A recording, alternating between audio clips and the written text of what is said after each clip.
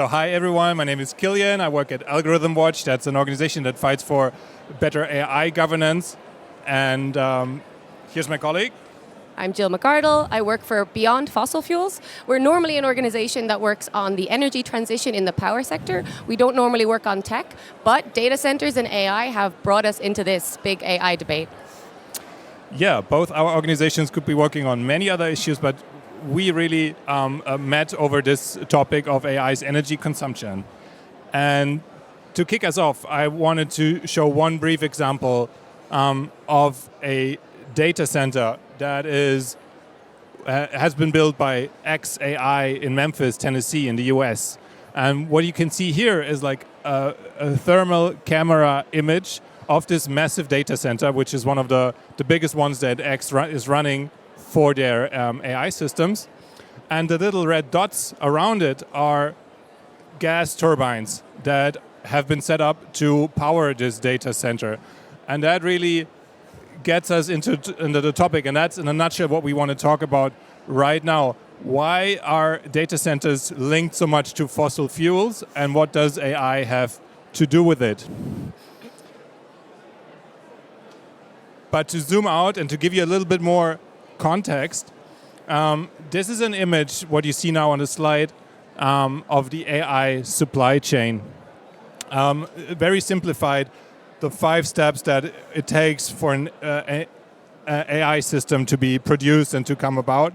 And we want to look at some parts of this AI supply chain, and in particular we want to focus on the training of AI models and AI systems used, but also the hardware manufacturing and why it consumes so much energy and why it endangers our climate goals.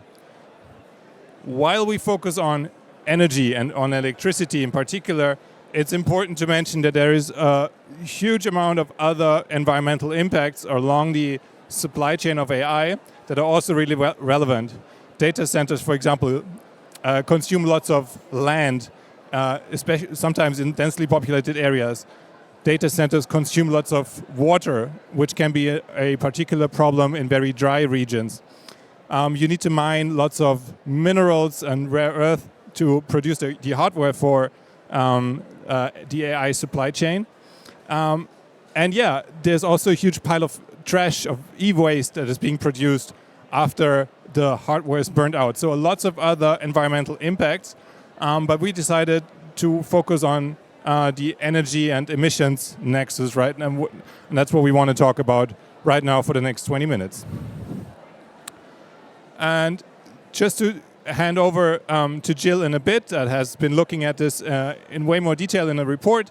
Here is a short graph that shows you how large the energy consumption can be of data centers. Because if you hear about total consumption, it can be 2 or 3%, sometimes globally, which doesn't sound that much. But if you look at it on a more on a closer level, for example, on the city level, the energy consumption can be huge. And for example, up to 80% in Dublin, which is one of the big data center hubs in Europe, or the biggest data center hub in Frankfurt, where it can be up to 40% of electricity consumption. And with that, Jill, please take over. Great, thank you. So yeah, I wanted to talk to you about some research Beyond Fossil Fuels did into the energy demand from data centers in Europe and what that actually means for the climate. Just firstly to show you that we link data centers and AI because AI is driving a lot of the growth in data centers. It's not the whole of it. There are other things like the cloud and expansion, but AI plays a huge role, which is why the two debates are very interlinked. So Beyond Fossil Fuels wanted to know what was happening with the growth and what the implications were. So we calculated first, based on a few different sources that we had, what the growth could be in terms of electricity consumption of data centers in Europe by 2030. We got a high end and a low end between I'm not going to go into terawatt hours for you don't need to understand that. But basically we got something that the new data centers alone in Europe could equal the electricity consumption of Spain by 2030. That's just the new power demand, so not even the existing power demand that we have to deal with. So we asked 2 questions. We wanted to understand what happens if this is fueled by fossil fuels, largely, and what happens if it's largely fueled by renewable energy. Because we have good reason to think it could be fueled by fossil fuels. we know that the AI CEOs, the big tech companies, are desperate for energy at the moment, and they're willing to take it. As the ex-CEO of Google put it so starkly, we want energy in all forms, renewable, non-renewable, whatever. They just want energy, and they don't care at the moment if it's fueled by fossil fuels. They are buying a lot of renewables, but the question is, are they buying enough, and what does that actually do to the energy transition? So we think it could be fueled by fossil fuels. And if it is, clicker's not working. Yeah, surprise, surprise, we get a lot more emissions in Europe. So this is the upward trajectory of the growth and the upward trajectory of the emissions. This is the low end, this is the high end. At the high end, you've got emissions equal to all of the gas plants that Germany, Italy, and the UK are burning in one whole year, basically. So for Europe, that's a lot of emissions, especially when we have pretty tight carbon reduction goals that we need to meet by 2030 if we want to save the planet. So if it's fossil fuels, that's bad news. But also if it's renewables, we still have a problem. Because we ask the question, what happens if it's 100% fueled by renewables? This should solve the problem because there's no emissions. But the problem is the demand from data centers is so great that it's going to take a lot of the renewables that we are trying to bring online in the next few years. And if the data centers take the new renewables, that just forces other sectors that are trying to decarbonize, that are trying to electrify, like transport or steel or other sectors, that pushes them onto fossil fuels because there isn't enough renewables for the other sectors that need it. So either way, if you have this huge demand growth, you create more fossil fuels, you create more emissions. So we started to realize that the demand from data centers was a problem that needed to be addressed more systematically. And to sum up, it's not working. Maybe Clicker down. Point to the computer. Point to the computer, right. Yeah. I'm so good at tech. Oh yeah. It's not just the data centers. It's also like the semiconductors. So it's not just the semiconductors, the microchips when they're inside the data center and they're running. You can all hear me? Okay. Good. Sorry, I don't know how to help you. It's not just the data centers when they're running, it's also when you're making the microchips. When you're using electricity to make them, you also create a lot of emissions. This is a great video from Greenpeace East Asia on the dark side of AI and the microchip production that shows this is the growth in emissions from microchips for AI in 1 year. So from 2023 to 2024, it quadrupled. And this is only going up and up and up. Point at the screen. So, to sum up, we have a fossil fuel problem with data centers. I'll hand back to you now. Thanks. I'll just leave that up for a second because it's almost funny slide.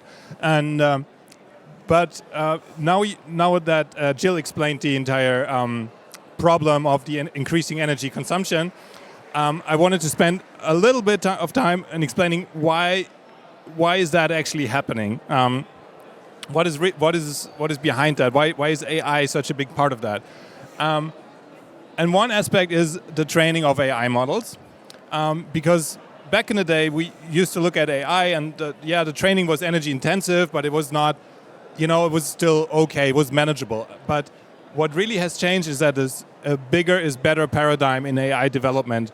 And the models that are being trained are getting bigger and bigger and bigger. And you can see that here on this chart that there's an increasing number of parameters, and that means an increasing number of calculations that needs to happen. And the big models that we're talking about, sometimes they're called large language models or generative AI. You all heard about ChatGPT. It's all the same paradigm. We process even ever more data points to get a better model, and that is just really, really energy intensive. But there's a second aspect to that, because training at some point is done for an AI model. Then we still have the AI system use. And again, back in the day, that was not such a big deal because then the use, like one query, one request to an AI system, only consumed very little energy. But that also changed now. For one, because an AI models get increasingly used. Like we get lots of requests for AI models. Lots of people use it. For example, when you reload your Facebook newsfeed, a whole bunch of AI models are being processed in the background to rank your newsfeed. And then you have like a little bit of an energy consumption for one request, but if that happens billions of times a day, that really adds up. And you can add up with like lots of rebound effects, meaning that you end up having a higher energy consumption, although you're trying to be more efficient. And the second aspect is that AI is really built into all our devices, all our applications these days. You have it in the Google search or in the Bing search or wherever where you get AI summaries automatically or in an automated fashion. You have all these AI agents being rolled out. I already mentioned the ranking algorithms. Also, image classification and object recognition is very energy intensive if you use it. Also, things like Google Maps, calculating routes, updating them once the traffic is changing, and so on. So AI is really being built and pushed upon by the companies wherever we go. That's important to mention that it's not consumer demand necessarily that drives this, but really the big tech companies that are searching for a business model and they're pushing this upon us, and we don't really have a consumer choice whether we want AI in all our things or not. And with that, Jill, you taking over again. I have the clicker again.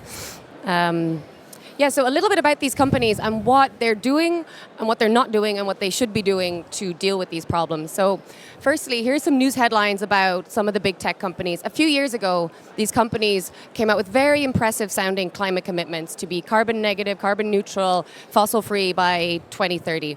Today, we're seeing them say, oh, we're not sure we can actually do this because they're in the frenzy of this race to build the most dominant AI model. So you're seeing that their emissions are shooting up and they're starting to acknowledge that actually they might have a problem hitting their climate goals.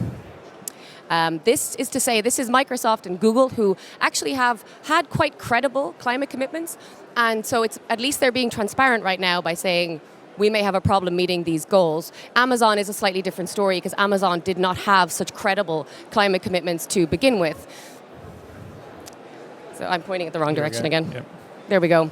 So this is one of the key problems we face in trying to get the data centers off fossil fuels and onto renewable energy. It's a little bit technical, but it has very important real-world consequences. You might have seen this from Amazon last year, where they announced that they became 100% renewable 7 years ahead of schedule. Great, fantastic, we can all go home. The climate crisis is completely solved.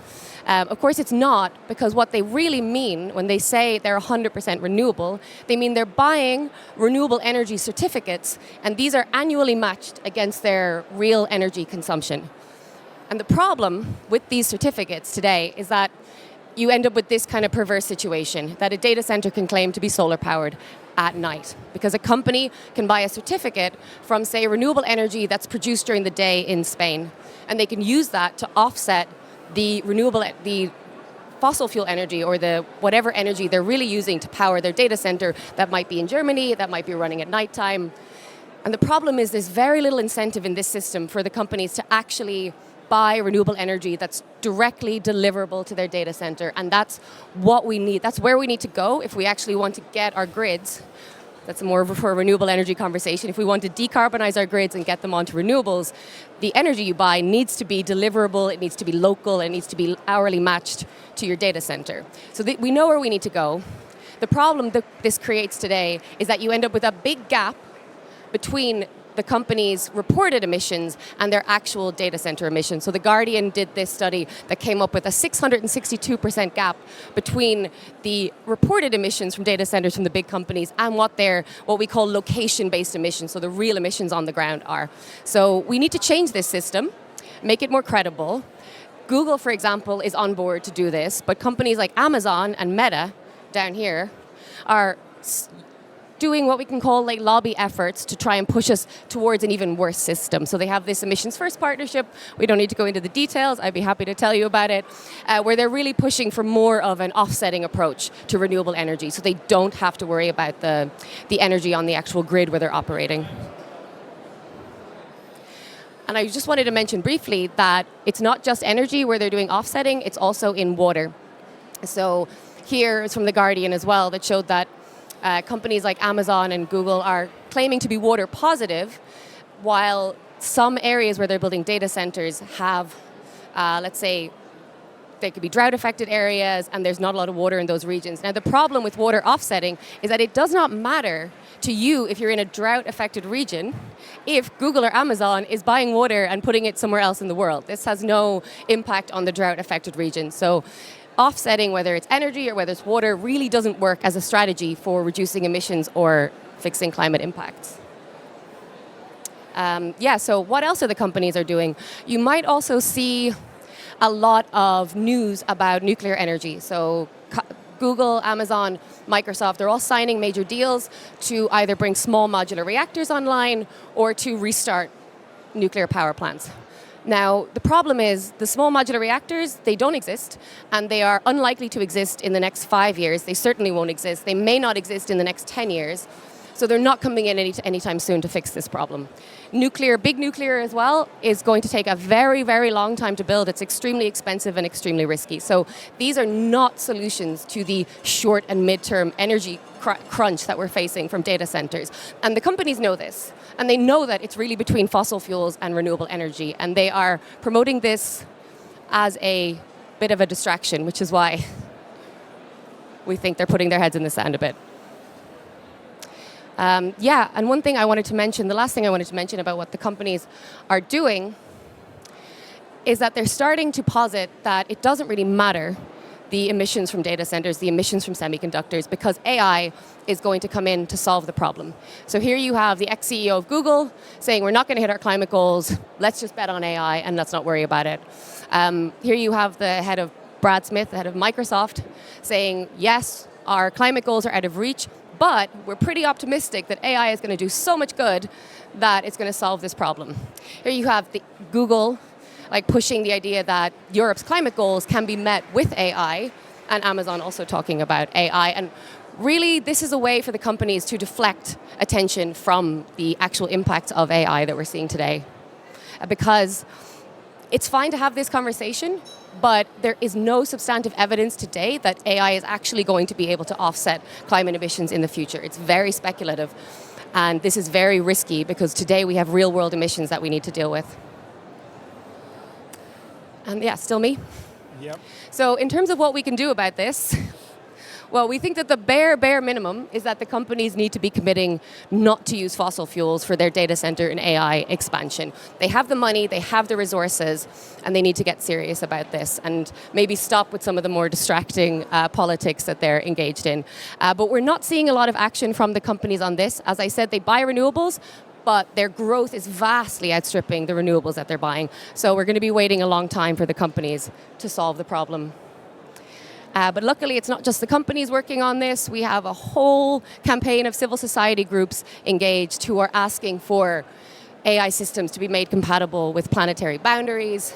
We're asking for the phase out of fossil fuels, to think about computing within sustainable limits, to think about companies cleaning up their supply chains, to have more justice and participation in the rollout of data centers and AI so that local communities actually have a say in this. Today we're going in the opposite direction where local communities are not being listened to because say states think that AI and data centers are critical infrastructure, so they just don't care if a local community is objecting to a data center, for example. And we need transparency, which brings me back to Killian. Yeah, transparency about environmental impacts of AI is really a critical demand, and it sounds like an afterthought, but it's really, really important because we come across that issue time and again, that you have companies that are called OpenAI or something like that and running completely closed models, not disclosing any relevant information, leaving us in the dark about what the actual resource and energy consumption is, what the environmental impacts are, and so on. And we see that also in politics, where we try to advocate for better regulation, better governance of this problem, that the corporate lobbying against that is really strong, saying, nah, this is too complicated, we cannot measure this, and so on. So what we did is really look into whether that's true and how we can push back. And this is a slide that shows you again this AI supply chain in the different phases, from building the hardware to the e-waste pile at the end. and we thought about how can we actually measure and what methods do we have to measure all these environmental impacts. Because the corporate lobbyists were so successful in saying this is impossible to measure and we cannot do it. And we looked at and we saw that there's actually quite a few, and for most regions there is enough, for most phases there is enough methods, and we can know how to do that. The green dots are where we have established methods to calculate resource consumption. The red ones are where we don't have them at the moment or where we couldn't find any. But also there, it's really not rocket science, especially not if you claim to solve all the problems with your product, that we could also, for the deployment phase of AI, really come up with good measurement methods. And there's lots of research being done in that space. But the sad truth is, at the moment, we still don't know how much energy and how much resources AI systems actually consume. And that needs to change. That is just to explain what this transparency demand is. That would also allow us to make more targeted policy proposals for the different issues once we understand the problem fully. And the last one is you again? Nearly the final click. So yeah, just a little bit more on the transparency. You can see this very technical slide I have here. So there are efforts to measure the energy use of different AI models. This is the Hugging Face AI Energy Score, which you can look up.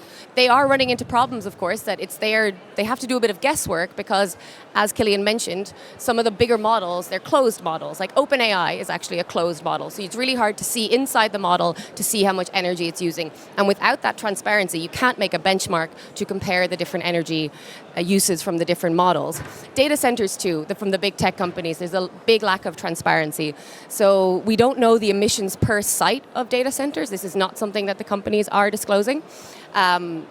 We don't know the third-party data centers of these companies. So half of what they build for data centers is their own, their hyperscales. The other half is space they rent in co-location data centers. And they'll give you some information about one half of that, so the ones they build themselves. They'll give you some information about the energy and emissions. Usually it's aggregate, though, and very hard to actually dig into. But for their leased data center space, the co-location space, they shove that into this third section of their emissions reporting, and it's very hard to discern any concrete information about that, but that's half of their emissions. There is a scheme in Europe at the moment. There is a law that companies have to report some of this emission to the EU and to member states. To this date, I think the deadline was 2 months ago, and apparently less than 10% of companies have reported, and there's a big inertia from member states, from companies who are not willing to give this information. But as Killian said, if we don't have this information, this basic information, we can't do anything to solve any of the rest of the problems that we have. So it's really important that we start there and we enforce these rules on the companies. Of course, today, the EU is kind of sliding towards deregulation because they're looking at the US and they're thinking, maybe we don't have space for regulation. But as we've hopefully shown, we absolutely need this type of regulation if we're going to make any dent in this problem. Yes, we need regulation. That is the one. If you take one message away from this talk, that's really it. Because if anyone can name one major industry that ever solved their environmental problems by itself, please come talk to me. I would be interested to hear it. It's really not the case here. We really need good governance structures and good regulation to solve this. The companies are not going to do it by themselves. And with that,